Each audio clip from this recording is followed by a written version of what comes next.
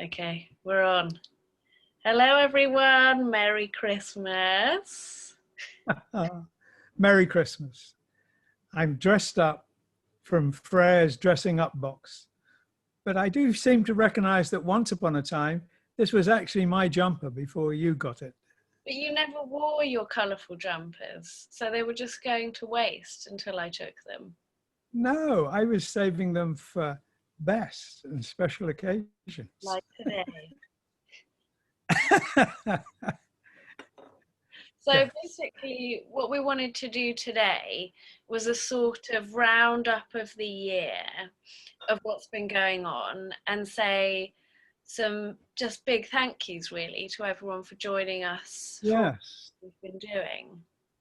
Thank you for everyone who joined in the talks, the live paintings, the Q&As, the school. We had really lovely people on the school. Both times we did the classes. That was fantastic. Yeah. Actually, it was really wonderful.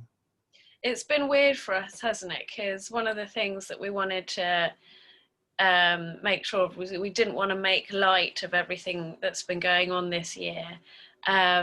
And I wanted to give a little bit of background though to what happened, because some people might not know.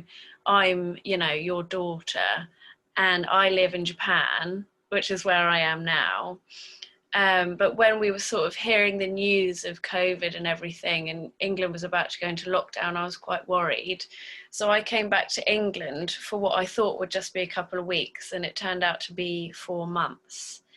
And so in that period of time, both of us, all of us as a family, had a lot of things cancelled and postponed, and we wanted to do something with that time with all of you guys. And it started because I really wanted to do something with books and publishing again.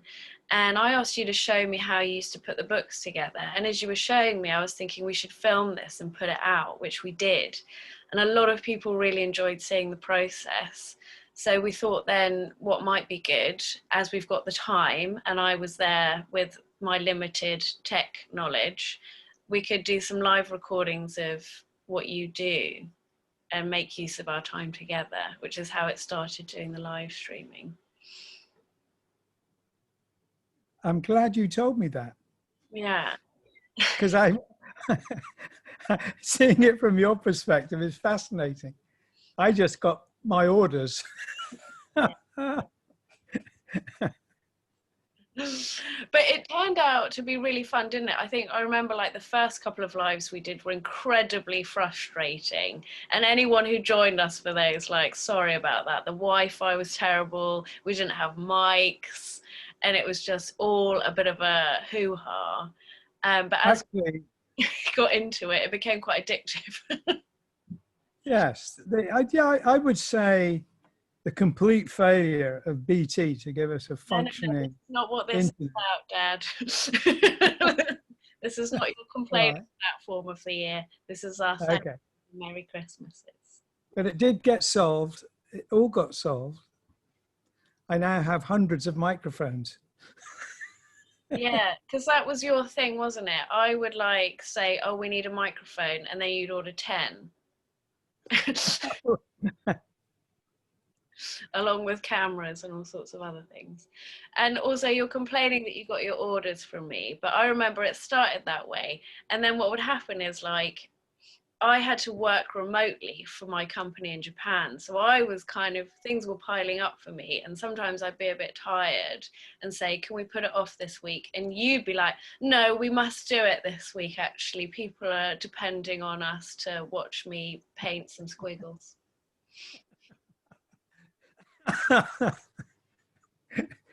I would say if there was a prize for who was the bossiest, you would win it. Gee, that's funny.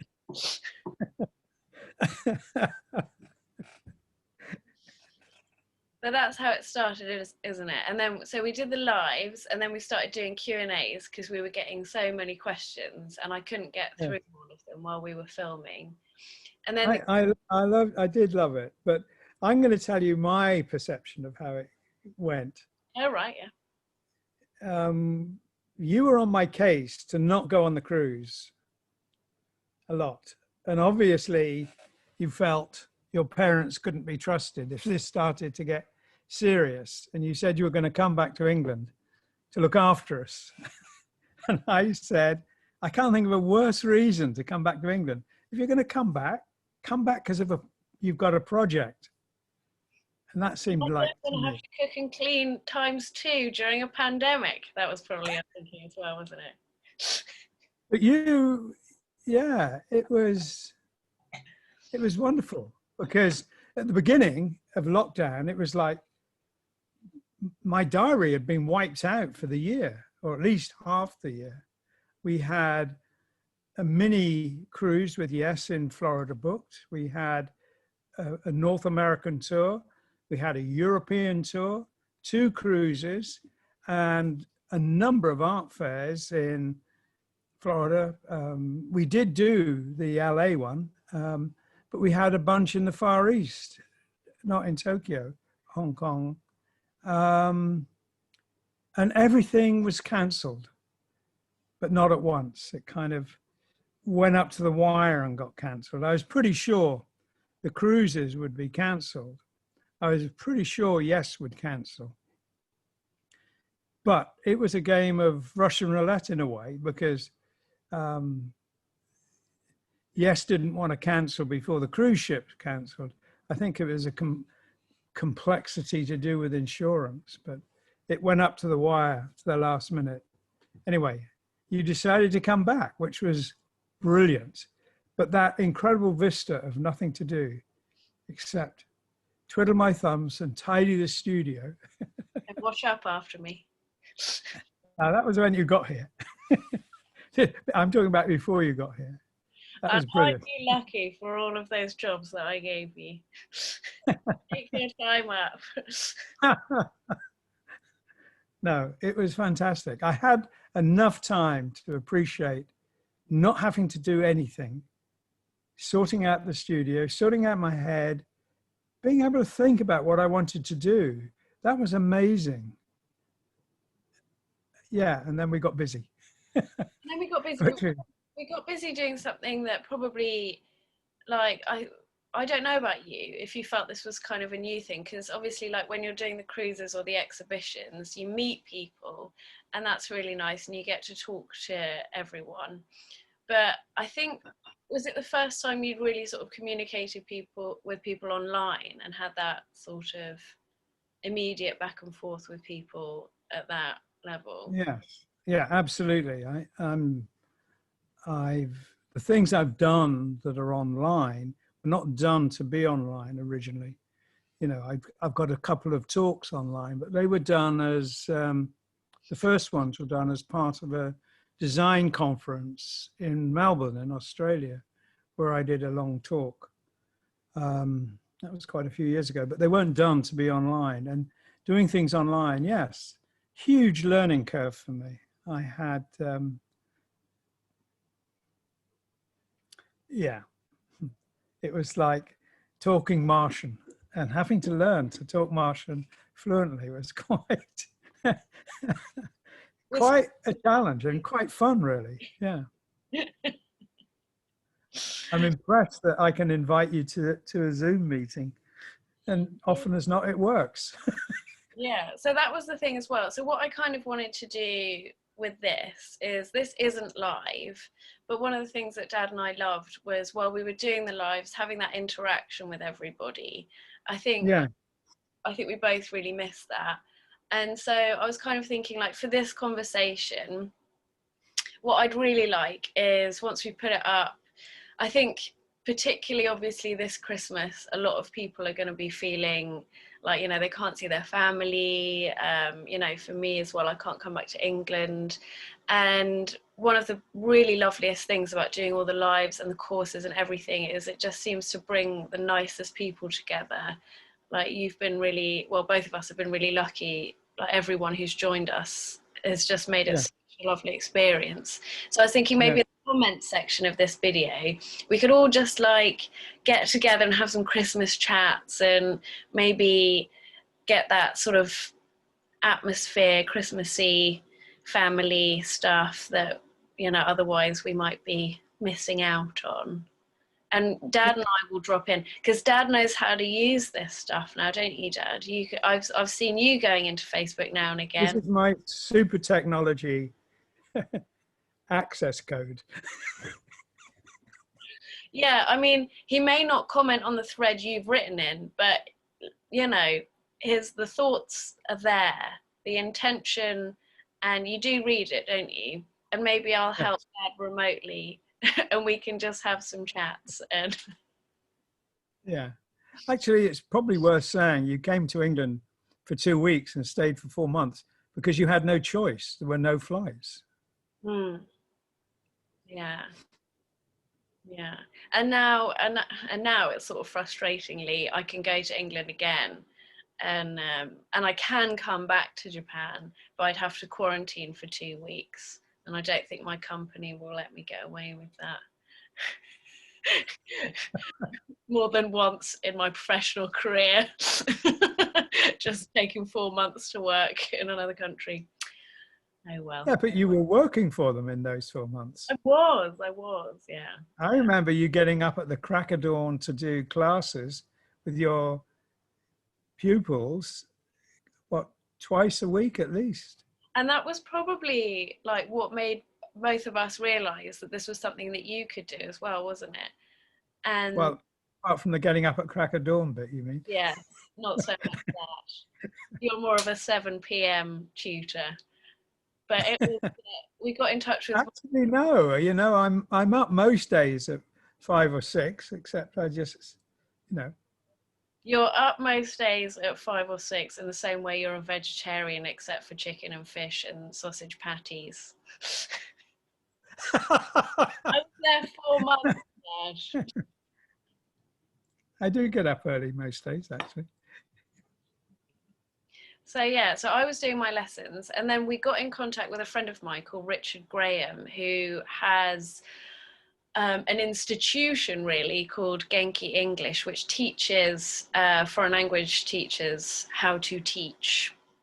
And we got in touch with him, didn't we? And we said we want to develop this school and these online lessons, which I'm doing for my company, but we had the idea of Dad doing it as well over a sort of 6-week period, and he helped us set that up. So we had our first 2 courses this year, and our intention, because we recorded everything, those were sort of done. Oh, so this is my wand, by the way. Oh, neat. Does it work? Sort of. I got it, I told you I got it from the pound shop, so it's a bit, I mean, just in case anyone's got epilepsy, I should probably put that away. Yeah, so we did these 6-week modules that were tutored and with feedback. But what we want to do next year is sell them as a package. So you don't have to enroll on the course and, you know, have that format, but you can download the course yourself and do it in your own time, is what we're kind of hoping for next year, isn't it? I think we'll do a couple more the same as we've done as well. Yeah, definitely. We want to get some other tutors on board, don't we? I mean, I think one of the really exciting things that people really seem to enjoy and ask for was people want to learn the physical skill. Like, people loved watching the lives because they could see how you did it. But what we've seen as well from the conversations that you've been having with other artists on The Secret Path is that people want to know how you have ideas and how you create. And so the school, the Dean School of Art, which we want to do it like a sort of 2-pronged thing, don't we, with the frame of mind as well as the physical skill. Yeah, I think the creativity bit we did include, but I would like to do it much more thoroughly and much more in depth, because it seems to me a very interesting thing. One of the things that really helps me see how I function often is people asking me questions. And very often I get asked the same question: what's your favorite color? What's your favorite band? Stuff like that, which changes. It changes from hour to hour, let alone day to day or year to year. But I also get asked questions that sound like I know the answer, and I suddenly realize wow, the answer is different to what I would have expected. I mean, that happened to me just in one of the last lessons on the art course. Somebody said to me that they had been having a conversation with another student, and that, you know, over the 60 plus years I've been practicing, I have a big catalogue of ideas. So whenever I sit down to do a drawing, I always have an idea I can call upon. I thought about that because that sounds so obviously true. I have dozens of sketchbooks and things which I keep. They're you know, accessible. I can pick them up. And I thought that must be true, but I also realized it was not really like that. Really, what was really the case was if I pick up a pen or pencil or paintbrush, I often had no idea what I was going to do till I did it. And I did have that backlog of ideas that if I was doing something and being surprised by it, which I often was, I could always click back into something I knew and done and wanted to develop. But the fact of picking up the pencil or the brush and having no idea where it was going is a wonderful part of the process. It's like having somebody else's hand doing it and watching. I very rarely ever do that. I'm just thinking there are lots of different ways, aren't there, of starting something. There's that way where you suddenly, like in a dream or while you're, you know, going for a jog, just the vision of what you want to create just occurs to you out of nowhere. Or there's the time where you're flipping through books and sketchbooks and you recognize something and you think, oh, I could make that into something better. Like you're reacting to something and it becomes something better by your own input. And then there's the way that you're saying where you just start and let something evolve. I heard a program yesterday on Oscar Wilde while I was working, and it was on television. So I got glimpses of it because I wasn't watching television at the time, but it was on. And he wrote an article called "The Demise of Lying." There was a comment somebody read out of his article that he was saying that art isn't about accurately reproducing, and it's not about that either. But there has to be the imaginative element for it to be really art. And I thought that was fascinating. I'm going to try and find that article and have a read of it. If I can find it, if it's online, I'll send you a link. But it was Oscar Wilde, The Demise of Lying. That's funny. I heard something similar when I was listening to My Dad Wrote a Porno today. Do you know that podcast? I don't, but I do know you know it because you've told me about it too many times. Many times. Oh, well, for anyone who doesn't know, it's this guy whose dad was a builder, I think, and he retired and decided the way to spend his retirement would be to write erotic fiction. And he sent it to his son to proofread, and his son read it to his friends and was so utterly mortified they decided to turn this reading of it into a podcast, and it's absolutely fantastic. But one of the things that they were saying when they were talking about it was the window that you get into his mind is so much purer than if you'd ever asked him directly what his fantasies are, what is the inside of his head like. He just wouldn't have been able to tell you the truth of what he's feeling better than in these terrible, terrible erotic novels. And they had the idea that, you know, with criminals on trial, don't get them to write statements, get them to write, you know, erotic or murderous fiction, and you will find out better what's going on in their head than any sort of honest, you know, direct appraisal of their own feelings about things. So very much like Oscar Wilde, you know, similar point there. Except he had a very fascinating attitude to language. He thought it was like a musical instrument, or at least he said that was the case with English. It was a And, musical instrument. and if so, So, my dad wrote a porno, I would say, is the kazoo of musical. Please, anybody listen to this who hasn't heard it. It's absolutely amazing. So what in terms of it's a skill that you have to sort of practice, and the better you get at it, the more you practice, well, that sounds obvious. it is. It is. I mean, yeah, we aren't, I don't want to drift into doing this right now, but it's, for me, it's an amazing and magical subject. Watching the creative process, it's like quantum mechanics.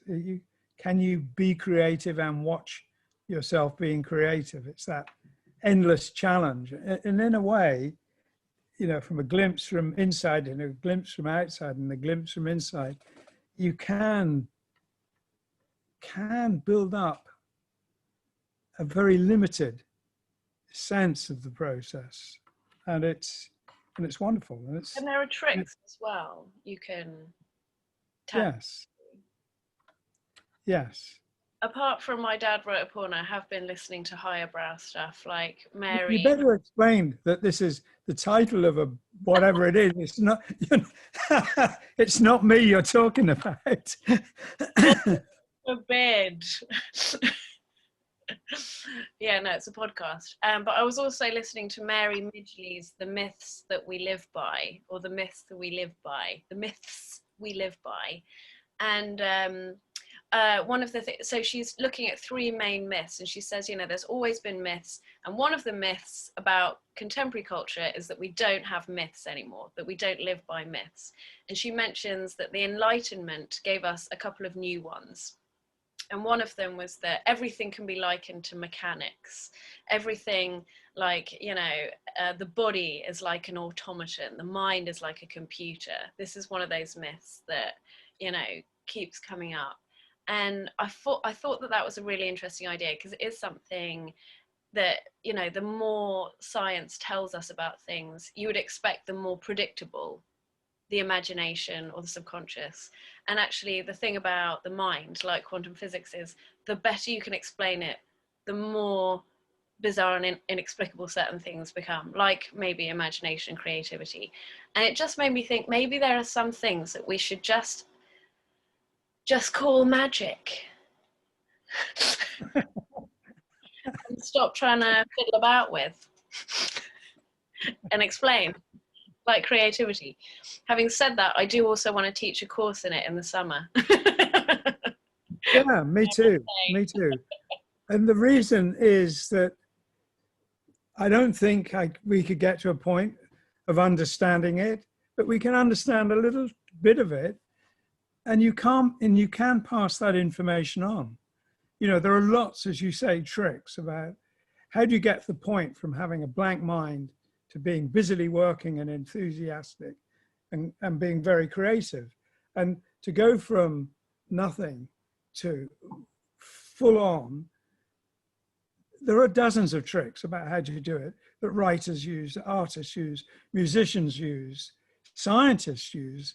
It is, and passing on those tricks and the insights that come with them, and the insights about how it works. And some of it, some small amount of it, is accessible to science, and we can talk about that aspect too.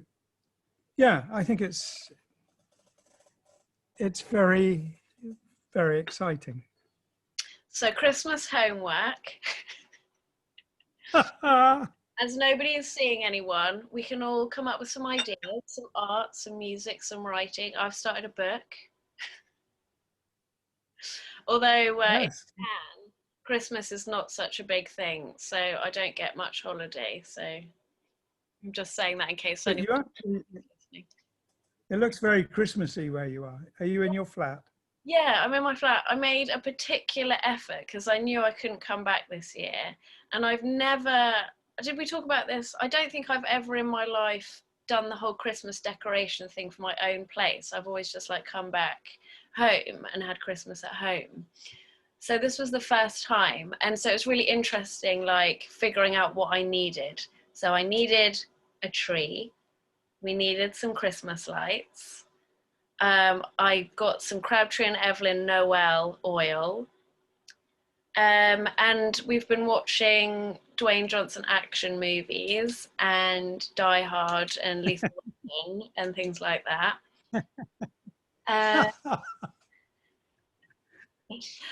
I haven't been reading any ghost stories, but I have been listening to Hannah Arendt's Eichmann in Jerusalem, which is pretty dark, but I think I might have to move on to the traditional stuff. Well, maybe I could read you a ghost story on Christmas Eve.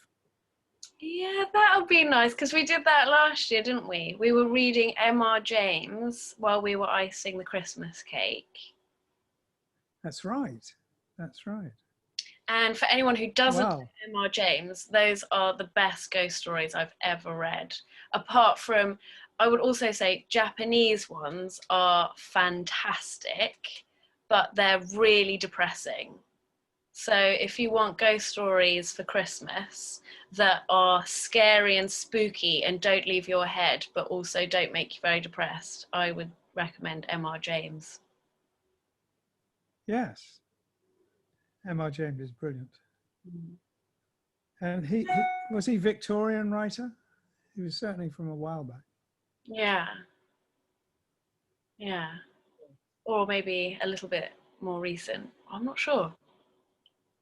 No. 18s to 19s. Something like that. I could just go and have a look, but no, I'll have a look later. Anyway, M.R. James, ghost stories. So yeah, so our Christmas recommendations, I'm saying Crabtree and Evelyn's Noel, put that in an oil burner. You need a tree, you need lights. What else? What are your Christmas things? You've got your fibre optic tree and colourful jumper. My fiber optic tree is ancient. It's absolutely ancient. It's been here 20 years and I've never had it in my studio, but I needed something. I needed a prop for today because I haven't done a tree this year. Oh dear. We were doing a tree at work and they let me do it. And because you were so ruthless about all the rules for doing the tree, I became quite megalomaniacal with the other lady who was helping me. But I remember your tree rules: lights first, then tinsel, then the big decorations near the middle, getting smaller towards the edges, and then the little wire things on the end. And don't ever leave anything in the box.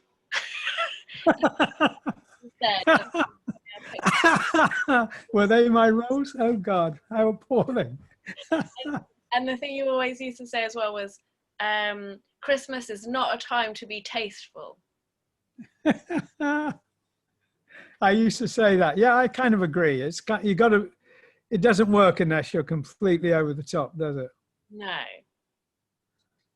No, it's like the game Hearts. You don't just get one or two hearts. If you've got the Queen of Spades, you have to get all the hearts. And maybe Christmas is like that too. Yeah. Nothing left in the box. I kind of feel it's the same with art. I think the minimalist thing has a place, but it's a minute place. It shouldn't be the overriding philosophy of art. No, I don't think it has a place in homes either. I don't know, maybe this is just me. I feel like that's an institutional way of doing things. Yes. An institution doesn't want the imprint of individual personalities, whereas a home does. When you walk into a home, you need to know who lives there. When you walk into a hotel room, you absolutely don't. No, You want no evidence of previous human inhabitants, do you? Because that would just be, I mean, even when you just think about that, it's horrifying. For me, anyway. Talking about ghost stories again, I remember when we first looked at the barn, before we bought it, we came here and visited. And when you were very little, you were freaked out by going into an old Tudor house in Canterbury one day. You were totally terrified. It wasn't an old Tudor house. It was like the catacombs of Canterbury Cathedral or something, wasn't it? And they'd set it out like the Tudor, what was it, the Canterbury Tales. So it was done up like, you know, a house, but it wasn't. Yes, but nevertheless, there was a presence and an atmosphere there that upset you. So when we bought the barn, excuse me, when I was thinking of buying the barn, I asked you, you know, because it's a very old building, did it disturb you? Because this was, you were still quite young. I guess you were just about 10 then, you'd have been 10. Mm. And you looked at me and said, no one's lived here. No one's died here. It's fine. I mean, I didn't know that. Well, kind of you did. It was like you were responding intuitively. But I mean, I guess probably that was based on the fact that it was a building for storing hay rather than habitable, yeah. Which you could argue is still the case. You've made that corner nice. As you often have. I remember that Christmas we spent watching TV while snow was landing on us. Yeah, but I fixed that. I sealed that hole in the roof. That one, yeah. Well, that one, yeah. There are others, admittedly, but no snow has come in through the other ones. Birds have. They come in all the time. And sometimes they remember how to get out.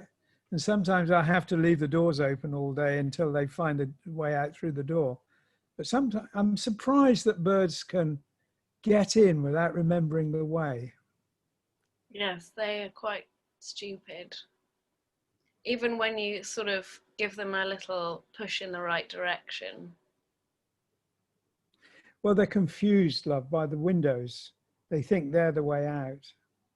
It does mean if I'm careful and quiet, I can pick them up and take them out.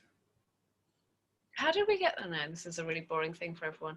I'm just trying to think, because loads of them came in while I was there and we had to keep getting them out before the cat got them. And there was a way, oh, that was it. Yeah, we put blankets on the windows. So the only light coming in was from the holes in the walls. And that's how they, that's how they got out. I think it's good for people to hear this in case people think you're like incredibly rich and making millions out of, you know, what you do. You do still live in a rickety old hay barn. Well, it's I love it actually, but it is nearly 250 years old, so it's quite old. And it's been lived in for less than 10% of its life. Well, have we got any notices that we should say about what's coming up? Have we done all of the thank yous? I'm just trying to think. No, we've never done all of the thank yous. There's always more need for more. Yeah. But we'll do that before we go. Just to talk about what's coming up, we've got the talk with Thijs van Leer coming up. Well, I don't know when this is going out, but the talk with Thijs is on Monday. what we should say as well is, so I referenced as well Dad doing these talks about creativity with people, and that's on the podcast that Dad does, called The Secret Path. Which was the evolution of our Q&As. So we started with the Q&As, and then we thought people are getting bored listening to just us talking. You know, that was said several times. So bringing people in, and turned it into a podcast, which you can find on the Apple Pod and all of the platforms. It's also on YouTube, on Roger Dean, the YouTube channel, if you want to watch the videos. And they come out every week, and you've talked to people like Jeff Downs and Steve Howe and Annie Haslam and all sorts of different people, musicians, artists, writers. Sonia Krishna, Mark Stevenson, who's the writer of The Optimist Tour of the Future. Dave McKean, Ian McCaig. I'm worried if we say lots of names. Steve Hackett. Yeah, Steve Hackett is the first one. Yeah. Well, Tice will be the last person we talk to for this year, and we'll start again in the new year. I'm not sure what date, but we'll figure that out and put it on the website. Yeah. Actually, I feel I would like to keep thanking all those people who joined us online, because it was life-changing for us, wasn't it? Literally, it changed our perspective, and the people were so lovely, and the students were so lovely, and I really, really enjoyed doing the talks. Yeah, it's been a really great atmosphere. So what we do, for anyone who doesn't know, is Dad would be painting and I'd be filming live, and the questions would come up and I'd ask Dad, which is why we had to do a Q&A, because there were more questions than I could say. But everyone was just so nice, and it just felt like this big group chat, didn't it, about our music. Yeah. So all of you, thank you.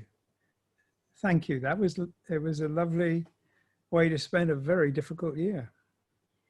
Yeah, and we'll try and think of ways next year that we can do more inclusive stuff again, because that. Yeah, I mean, hopefully next year we're going to be able to get out and about. You know, there's a rumored vaccine, and if that puts an end to the worst of this, that would be good news. Yeah. And then we can go on tour and do exhibitions and stuff like that. Yeah, there were a lot of exhibitions planned. I hope they happen. Yeah. Yes, me too, because there was one you were going to do in Tokyo, wasn't there, as well, which would be nice. Yes, yes. Yeah, there was a lot of things got cancelled this year. I'd forgotten that. Yeah. In fact, it was. Well, let's not end things on that note. No. Well, hopefully all the things that were cancelled will come back and be bigger and better and more wonderful and more insightful and thoughtful, because that's something that's changed. Yeah. Yeah. Yeah. So I'm going to say, have a wonderful Christmas, even if it's not what you would have ideally liked to do at Christmas. I mean, it can be better. This is the first Christmas I've ever not been with you. No, it's not. My first year in Japan, I was here because I'd come back for Mum's birthday. Ah, that's right. So this is the second time I've not spent Christmas with you. But let's also remember, like, a lot of Christmases for a lot of people can be very stressful and pressured, and spending time with people you don't necessarily see eye to eye with, not mentioning any names. I'm not, of course I'm not. But I would say as well, this year is maybe like a great excuse to just do whatever you want to do. Like, just watch the films you want to watch, eat the food you want to eat, clear up the next day, not have to, you know, just do your own thing in your pajamas and not worry about anybody else. So I would say in some ways this might be a nice break for people who find Christmas quite stressful and pressured as well, arguably. Make it what you want it. And also, at the bottom of this video, let's all have a chat. If you feel like you're missing out on talking to people at Christmas, let's have a chat here and bring good vibes here. And then, you know, on the day, we can all mutually sympathise with each other's, you know, quarantines and social isolation